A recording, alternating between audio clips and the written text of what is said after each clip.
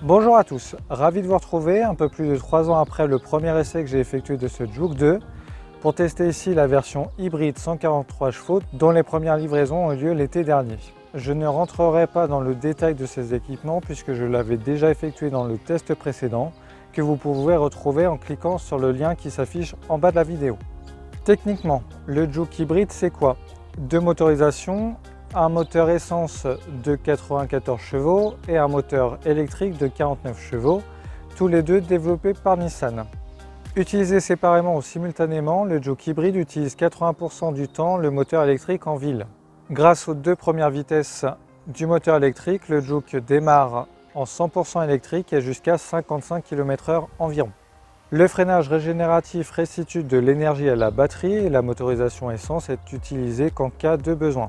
Le système maximise le fonctionnement en mode 100% électrique, mais le Juke hybride bénéficie d'un mode EV forcé qui permet au conducteur de choisir de rouler en 100% électrique si l'état de la batterie le permet.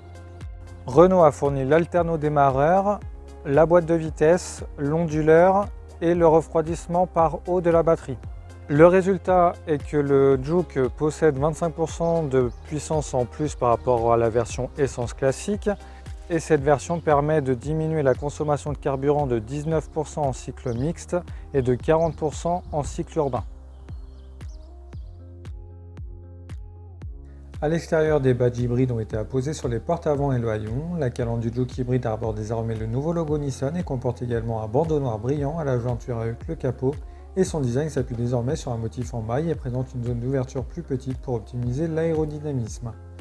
Le spoiler arrière a été reprofilé pour un flux d'air plus propre derrière la voiture. Le Juke hybride reçoit de toutes nouvelles jantes en alliage bicolore de 17 pouces également disponibles sur les versions essence ou des jantes aérodynamiques bicolore de 19 pouces dérivées de celles du Nissan Ariya en option gratuite sur la version N-Design.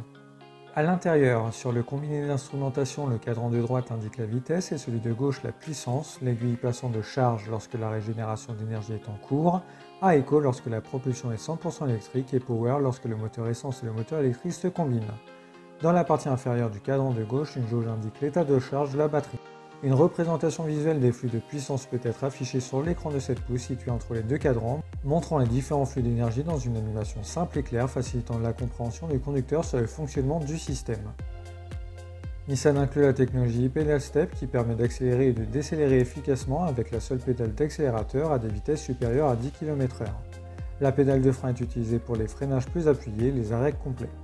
Le bouton commandant l'e-Pedal Step est positionné dans la console centrale, derrière le bouton du frein de stationnement électrique. Le bouton EV permettant d'activer le mode 100% électrique se trouve entre 2 bouches d'aération centrale.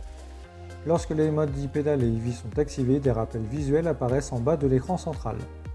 Le coffre fait 350 litres comme le Juke 1 contre 422 litres pour loger la batterie de 1,2 kWh. Le Juke hybride dispose toujours d'un sélecteur de mode de conduite permettant au conducteur de choisir entre les modes Eco, Normal et Sport. Non seulement le mode de conduite modifie l'assistance de direction, le fonctionnement de la climatisation et la réponse de la pédale d'accélérateur, mais dans le cas de la nouvelle motorisation hybride, il agit également sur le fonctionnement du freinage régénératif et l'état de charge de la batterie. Focus sur les équipements qui ont évolué depuis 3 ans. Le pare-brise chauffant a fait son apparition sur la gamme 2021 sur les versions Tekna et N-Design. Le son Bose Personal Plus est doté de 10 haut-parleurs et non plus 8 depuis mi-2022 puisque Nissan a laissé brancher les enceintes arrière sur les versions Tekna de série en option dans le pack Techno sur les versions N-Design. Nouveau sur la gamme 2023, depuis décembre 2022, le volant est chauffant sur Tekna et N-Design. Et toujours le ProPilot,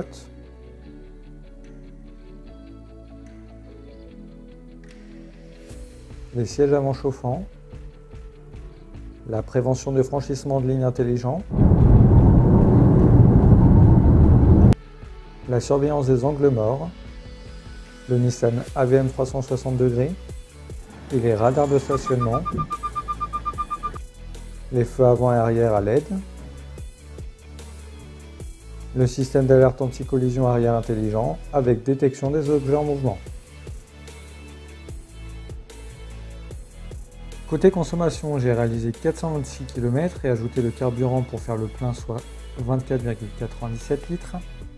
La consommation s'est donc établie à 5,86 litres au 100 contre 4,9 à 5,1 litres au 100 d'après la brochure.